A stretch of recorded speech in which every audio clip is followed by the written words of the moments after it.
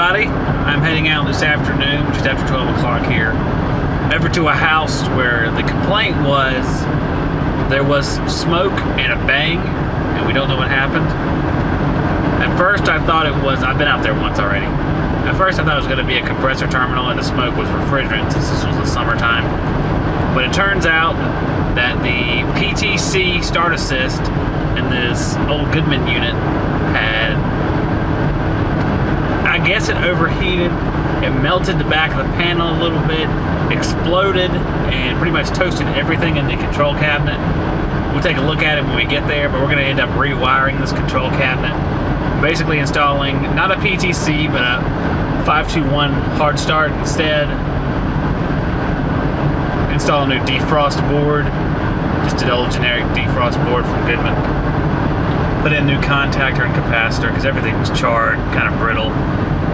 So not really any way we can use it and rewire everything. Alright guys, here's our CPKJ30 from 1999. Let's take a look at the compartment here. It is toasted. Everything's burned up on the inside of here. There's the PTC, or what remains of it. You can see the back is blown out, and there's actually a hole right there where it melted through. It blew out. The capacitor is falling apart on top.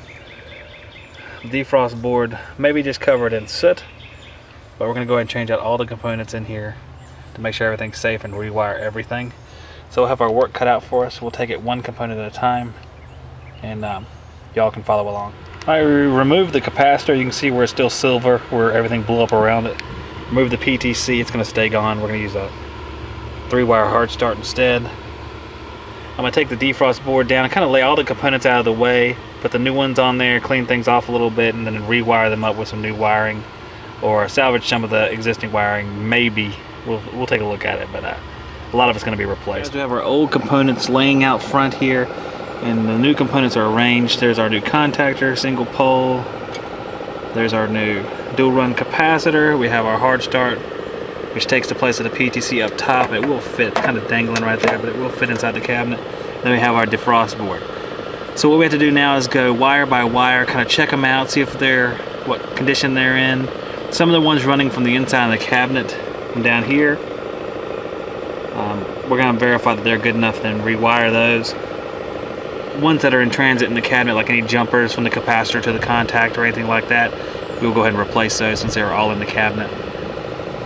We'll see how it works out. Hopefully most of them will be good. We'll replace whatever is not good. First thing we'll do, guys, is we'll follow along with the drawing and wire up the dual run capacitor. Of course, our black here will go to the common side of the contactor. Our yellow will go to the hermetic side of the capacitor, and then our red will go to the common side of the capacitor. So we'll go ahead and probably shorten those up and wire them off, and then move on to the next thing, one thing at a time, so we don't get overwhelmed with all the wiring we have. We have the first 3 wires wired up. Our black from the hard start potential relay going to the common side of the contactor, and we have our red to the common, and our multicolored basic yellow wire to hermetic. So we're going to move on to wiring up some of the compressor wires to the contactor, starting with some that go to the capacitor, and then moving on to the contactor itself. This is the old capacitor. As you see, it's sustained quite a bit of damage here. So of course we're not reusing any of that wiring. It's damaged beyond repair, and of course the PTC's exploded, and PTC isn't really, I'm not a huge fan of the device anyway, so I just used a hard start kit. So we're gonna get rid of that and keep on wiring the contactor in place and wired up.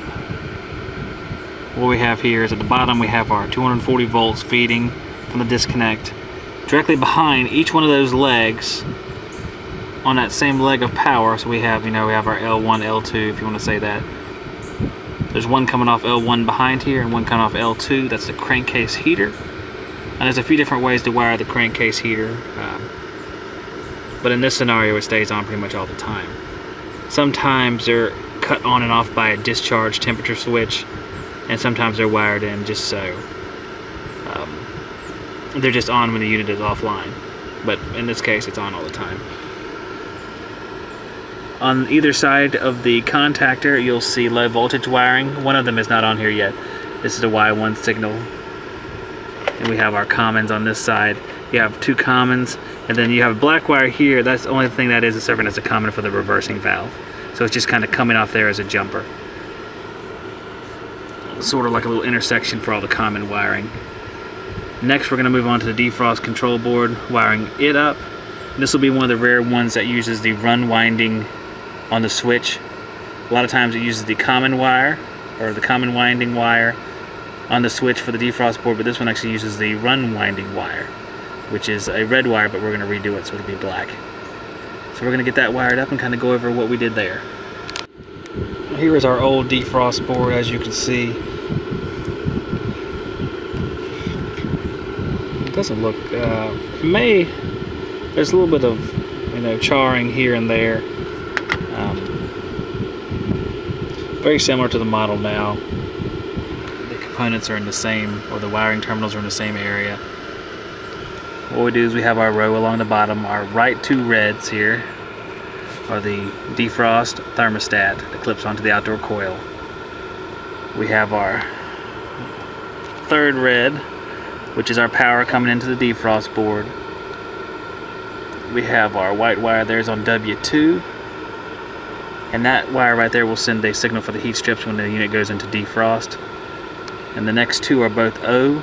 One of those is the orange wire coming in from the thermostat wiring field connection, and the black one to its right, which is, if I can get there, right here, is the wire going to the reversing valve itself. And the next 2 are pretty easy. They're the Y and the common on the board. And that will run down to the contactor where we have tied it in. So all that we have left is the outdoor fan motor, but I'm going to take the top off and kind of clean things out a little bit. And then we'll tie that in and start her up. Alright guys, we scooped some dirt out of the inside of the unit. That big pile right there. And what happens is the dirt piles around, and leaf matter and organic things pile in there, and then they become dirt over the years. And then once they become dirt, they start causing all sorts of problems at the base of the condenser.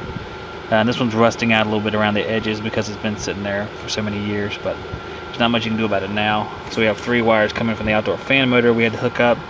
We have the purple, which is the common, it's going up there to the defrost board. Like I said, it's the common on this particular layout that gets broken by the defrost board. We have a black, which is the common winding of the motor right here. The purple is the run winding. Common winding going to the contactor. And then we have our final wire, which is brown. Here we are.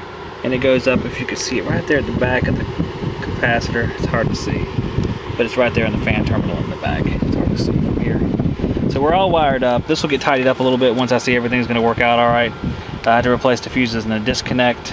Obviously they blew whenever everything got melted together. And then we'll start things up. We are watching it now. The unit just started up. 253 over 87. This is an older unit. I don't believe we have low airflow. I believe we're a little bit overcharged because we are running at almost 87 pound suction pressure. Typically, if you have a low airflow situation, you'll have a low suction and low superheat.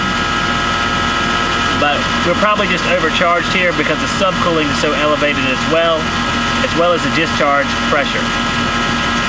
But we're gonna have to take a look inside and see what our target superheat is, because it is hot today.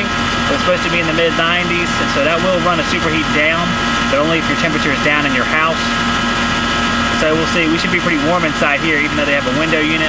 So we'll get our target superheat and compare, and then make a decision. I have my new field piece meter, because believe it or not, I told some of the guys on Google Plus, I actually ran over my meter with my truck.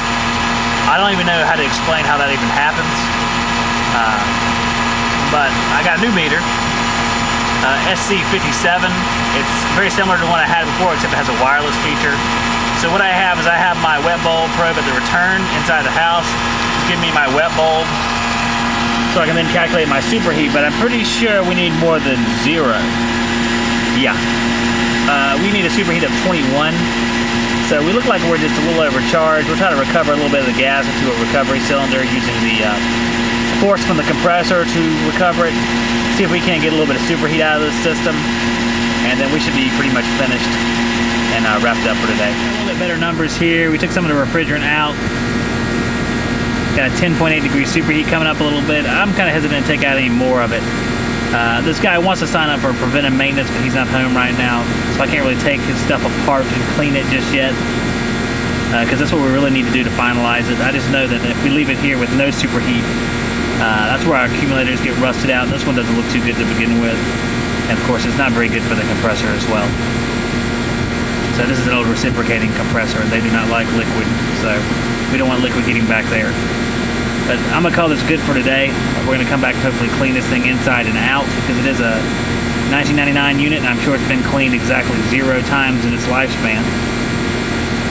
So we'll see you guys on the next one. Have fun out there.